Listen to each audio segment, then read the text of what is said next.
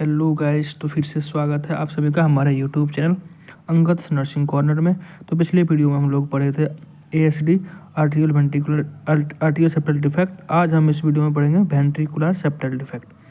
तो ventricular septal defect में definition, etiology, incidence वगैरह और उसका डायग्नोस्टिकुलेशन और मैनेजमेंट क्या होती है, उस सब चीज़ के बारे में आज देखने जा रहे हैं। और इस वीडियो में आपको बिल्कुल शॉर्ट और कंसाइज और बिल्कुल ईजी लैंग्वेज में कंटेंट मिलेगा, तो आप वीडियो तक अंत तक बने रहें। तो चलिए स्टार्ट करते हैं आज का टॉपिक, वेंट्रिकुलर सेप्टल डिफेक्ट क्या होता है। वेंट्रिकुलर सेप्टल डिफेक्ट डिफिनेशन की बात करते हैं तो ventricular septal defects VSD is an abnormal communication between the right and left ventricle. इसका मतलब क्या है कि वेंट्रिकुलर सेप्टल डिफेक्ट क्या होती है, एक हमारा एबनॉर्मल कम्युनिकेशन होती है राइट और लेफ्ट वेंट्रिकल में। ठीक है, हमारे मान लीजिए हमारा ये हार्ट है, हार्ट का 4 चैम्बर होती है। 4 चैम्बर, ऊपर वाले को हम आर्ट्रियम बोलते हैं, राइट और लेफ्ट आर्ट्रियम होती है, नीचे वाले को हम वेंट्रिकल बोलते हैं, लेफ्ट और राइट और लेफ्ट वेंट्रिकल्स। तो जो हमारा लेफ्ट और राइट वेंट्रिकल के बीच में जो सेप्टम जो होती है, जो हमारे डिफ्रेंशिएट करती है राइट और लेफ्ट वेंट्रिकल को, उसके बीच में क्या होती है, अब नॉर्मल कनेक्शन हो जाती है या फिर ओपनिंग हो जाती है। अब बात करते हैं इंसिडेंस की। तो incidence it account for about 2 to 5 out of every 1000 live birth. ये हमारा क्या होती है, प्रत्येक 1000 लाइव बर्थ में 2 से 5 बच्चे को क्या होती है, हमारा वीएसडी देखने को मिलती है। फिर दूसरी बात करते हैं हमारा, it account approximately 20% of all congenital heart defect. ठीक है, ये हमारे सारे कॉन्जेनिटल हार्ट डिफेक्ट का 20% क्या करती है, अकाउंट कवर करती है वीएसडी। फिर बात करते हैं हम वीएसडी के टाइप्स के बारे में। तो हमारा ये 4 टाइप की होती है, मेम्ब्रेनस वीएसडी, सब पल्मोनिक वीएसडी, आर्टियल वेंट्रिकुलर और मस्कुलर वीएसडी। तो हम सबसे पहले स्टार्ट करते हैं हमारा मेम्ब्रेनस वीएसडी क्या होती है, they lie beneath the aortic valve and are most common. ये हमारा क्या होती है, सबसे मोस्ट कॉमन होती है, और हमारा जो एरोटिक वाल्व होती है उसके जस्ट नीचे होती है। और एरोटिक वाल्व कहाँ होती है, हमारा लेफ्ट वेंट्रिकल और एरोटा के बीच में जो हमारा वाल्व होती है उसको हम एरोटिक वाल्व बोलते हैं। यहाँ पर देख सकते हैं ये हमारा 4 चैम्बर है हार्ट का। तो हमारा जो लेफ्ट वेंट्रिकल होती है वहाँ से क्या होती है, एरोटा निकलती है सिस्टम सर्कुलेशन के लिए, और जो हमारा लेफ्ट वेंट्रिकल और एरोटा के बीच में जो वाल्व होती है उसको एरोटिक वाल्व होती है, उसी के जस्ट नीचे क्या होती है, हमारा पाई जाती है मेम्ब्रेनस वीएसडी। अब बात करते हैं सब pulmonic VSD, they lie between beneath the pulmonary valve and account for about 5 to 7%। ये हमारे क्या करती है, पल्मोनरी वाल्व और पल्मोनरी वाल्व के नीचे क्या करती है, रहती होती है, और ये हमारा 5 से 7% कॉज करती है इस टाइप का वीएसडी। जैसे कि आप देख सकते हैं यहाँ पे हमारा 4 चैम्बर। फिर से तो जो हमारा राइट वेंट्रिकल्स है और राइट वेंट्रिकल से जो हमारा पल्मोनरी आर्टरी होती है उसके बीच में जो वाल्व होती है उसको हम क्या करते हैं, पल्मोनरी वाल्व बोलते हैं। ठीक है, उसी के जस्ट नीचे होती है एब्नॉर्मल कलेक्शन, तो उसको हम क्या बोलते हैं, सब पल्मोनिक वीएसडी। अब बात करते हैं आर्टेरियो वेंट्रिकुलर कैनाल टाइप वीएसडी और पोस्टीरियर डिफेक्ट। ये हमारे लगभग 8% हमारे पाई जाती है और टाइप ऑफ वीएसडी का। अब बात करते हैं muscular VSD, a hole in the muscular wall that separate the heart lower chamber और वेंट्रिकल।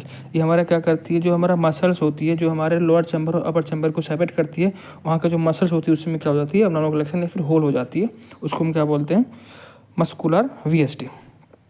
नेक्स्ट हम आगे बात करने वाले हैं पैथोफिजियोलॉजी की। अब हम स्टार्ट करते हैं पैथोफिजियोलॉजी। तो इसमें क्या होती है, पैथोफिजियोलॉजी में systemic to the pulmonary circulation connection. इसमें जो हमारा सिस्टमिक का मतलब क्या होती है कि जो हमारा लेफ्ट वेंट्रिकल होती है उससे हमारा ब्लड कहाँ आ जाती है, शिफ्ट होकर के राइट वेंट्रिकल में। पल्मोनरी का मतलब क्या होता है, right side of the ventricle. तो सिस्टमिक हमारा, क्योंकि सिस्टमिक लेफ्ट वेंट्रिकल से अरोटा जुड़ी हुई रहती है, वो फिर हमारा क्या होती है, वो पार्टिकुलर पूरा बॉडी में ट्रांसफर करती है। फिर क्या होती है, left to right blood send करती है। ये हमारा 4 चैम्बर है, यहाँ पे देख सकते हैं आप, लेफ्ट चैम्बर से क्या हो रही है, ब्लड राइट चैम्बर में सेंड कर रही है due to the abdominal collection.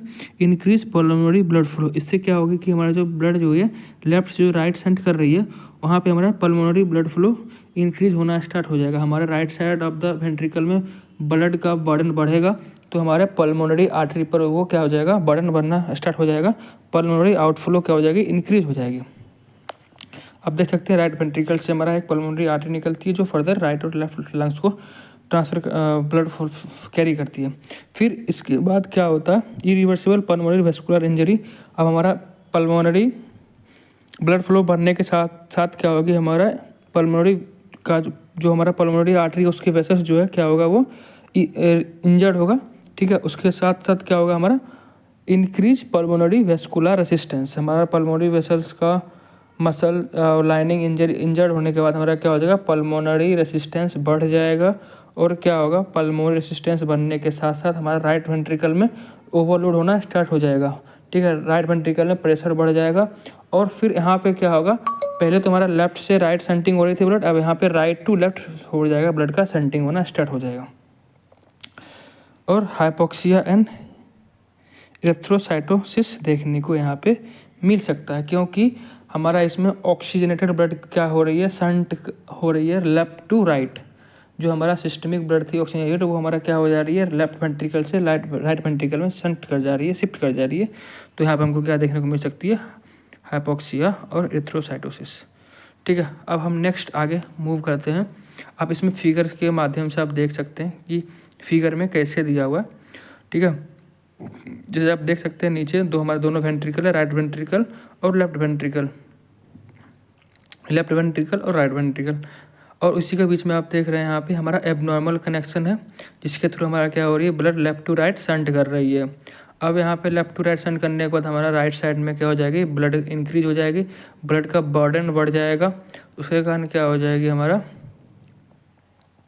Pulmonary assistance या फिर पल्मोनरी ब्लड फ्लो क्या हो जाएगी, इंक्रीज हो जाएगी। सॉरी, मैंने जो वहाँ पे एरो लगाया वो हमारा वाल्व है, पल्मोनरी वो हमारा ट्राइकस्पिड वाल्व होती है। सॉरी, मैं फिर से यहाँ से आपको बता रहा हूँ। पहले हमारा देख सकते हैं यहाँ पे लेफ्ट वेंट्रिकल से ब्लड कहाँ शिफ्ट हो रही है, राइट वेंट्रिकल में।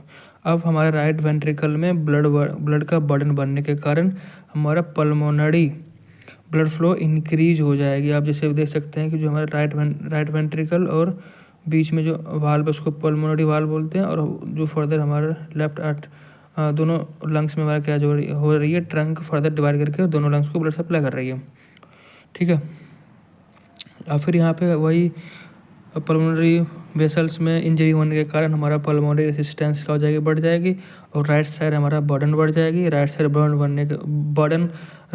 ब्लड का बर्डन बढ़ने के साथ साथ क्या हो जाएगा, अब ब्लड जो है राइट टू लेफ्ट शंट करना स्टार्ट कर देगी। ठीक है, तो ये होती है हमारा, आप फिगर में आप क्लियरली देख सकते हैं। अब हम बात करते हैं इसके क्लिनिकल फीचर्स की। क्लिनिकल फीचर्स में हमारा डिस्निया प्ले देखने को मिलेगी, डिफिकल्टी इन ब्रीदिंग, फिर फीडिंग डिफिकल्टी देखने को मिल सकती है। ठीक है, फिर पुअर वेट गेन होगी, क्योंकि हमारे लॉस ऑफ एपेटाइट के कारण पुअर वेट गेन होगी। ईजी फेटाबिलिटी, जो बच्चा होगा तुरंत क्या हो जाएगा, थक जाएगा, थकान हो जाएगा उसको। प्रोफ्यूज पर्सपायरेशन होगा, पर्सपायरेशन का पता ही होती है, स्वेटिंग। और बात करते हैं हम रिकरेंट रिस्पिरेटरी ट्रैक इन्फेक्शन हो सकती है, और उसको साइनोसिस इसमें अब्सेंट देखने को मिलती है अर्ली स्टेज में। फिर बात करें डायग्नोस्टिक एवल्यूशन की, इसमें हम कार्डियक एग्जामिनेशन कर सकते हैं, इलेक्ट्रोकार्डियोग्राम कर सकते हैं, चेस्ट रेडियोग्राफ और इकोकार्डियोग्राम कर सकते हैं। फिर बात करते हैं मैनेजमेंट की। मैनेजमेंट में हमारा मेडिकल मैनेजमेंट की बात करें तो जो हमारा the medical management of the ventricular septal defect depend करता है हमारे size of the hole, as and health of the patient. हमारा जो मेडिकल मैनेजमेंट जो है VSD का डिपेंड करता है कि हमारा कनेक्शन का जो होल है, अबनॉर्मल कनेक्शन का होल जो कितना बड़ा है, और पेशेंट का एज क्या और हेल्थ क्या। अब बात करते हैं अगर स्मॉल VSD है, अगर हमारा होल जो होती है छोटा है, उसमें कोई भी हमारा ट्रीटमेंट की रिक्वायरमेंट नहीं होती है। जबकि अगर कॉन्जेनाइटल हार्ट जो स्पेशलिस्ट होते हैं उसको क्या करते हैं, मॉनिटर करते रहते हैं पेशेंट का अंदर कोई चेंजेज आती है तो। अब हम बात करते हैं नेक्स्ट मेडिकेशन की। मेडिकेशन की बात करें तो for the medium size defect के लिए हम क्या कर सकते हैं, यहाँ पे मेडिकेशन के सहायता से हम सिम्टम्स को ट्रीट कर सकते हैं। तो इसमें कौन कौन सा मेडिकेशंस आती है, तो पहला आती है हमारा इसमें डायूरेटिक्स आती है। ठीक है, तो डायूरेटिक्स क्या करती है इसमें हमारा, ये हमारा किडनी इसमें क्या करती है, इस मेडिकेशन डालने के बाद किडनी क्या करती है, हमारे ब्लड बॉडी से जितना भी एक्सेसिव फ्लूइड होती है उसको बाहर निकाल देती है और हमारा वर्कलोड कम कर देती है। फिर AC इनहिबिटर देते हैं। AC इनहिबिटर क्या करती है, हमारा ब्लड वेसल्स को क्या करती है, रिलैक्स करती है और हमारे हार्ट को ईजियर बनाती है ब्लड को पंप करने के लिए। फिर आइसोट्रोफ्स देते हैं, this medication help the heart pump more effectively. ये आइसोट्रोफ हमारा क्या करती है, ब्लड को मोर इफेक्टिवली पंप करने में हेल्प करती है। फिर बात करते हैं सर्जरी की। For the larger size of the VSD, अगर हमारा VSD का साइज़ बहुत बड़ा है उसमें यूजुअली हमारा क्या होती है, रिक्वायर होती है सर्जरी की। और उस सर्जरी के दौरान हम क्या करते हैं, सर्जरी के थ्रू हम उस होल को क्लोज कर देते हैं जो भी हमारा एबनॉर्मल कलेक्शन होती है दोनों सेप्टम के बीच में। ठीक है, बात करते हैं open heart surgery.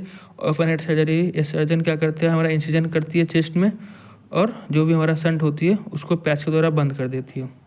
Sorry, abnormal collection जो होती है उसको हम पैच के द्वारा क्या करती है, सर्जन बंद कर देता है।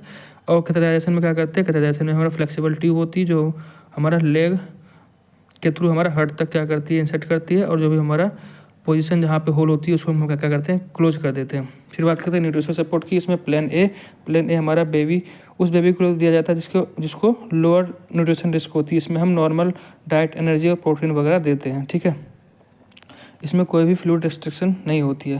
बात करें प्लान बी का, प्लान बी में हम बेबी को उसको देते हैं जिसमें हायर न्यूट्रिशन रिस्क रहती है।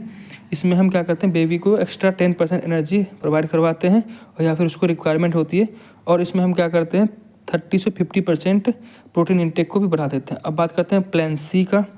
प्लान सी में हम क्या करते हैं, उस बेबी को देते हैं, उस बच्चे को देते हैं जिसमें हमारा हाई न्यूट्रिशनल रिस्क होती है। और इस प्लान में हम क्या करते हैं, up to 20% extra energy requirement रहती है और हम इसमें अप टू 20% एनर्जी को बढ़ा देते हैं और 50% क्या करते हैं, प्रोटीन इंटेक को बढ़ा देते हैं। इसमें हम क्या करते हैं, 50% प्रोटीन इंटेक को बढ़ाते हैं। तो हमारे वीडियो में बने रहने के लिए धन्यवाद। और ऐसे ही लगातार वीडियो पाने के लिए हर एक सब्जेक्ट, हर एक टॉपिक के ऊपर कंटिन्यूसली वीडियो पाने के लिए शॉर्ट नोट्स में बने रहिए हमारे वीडियो के साथ और हमारे चैनल को सब्सक्राइब कीजिए। धन्यवाद।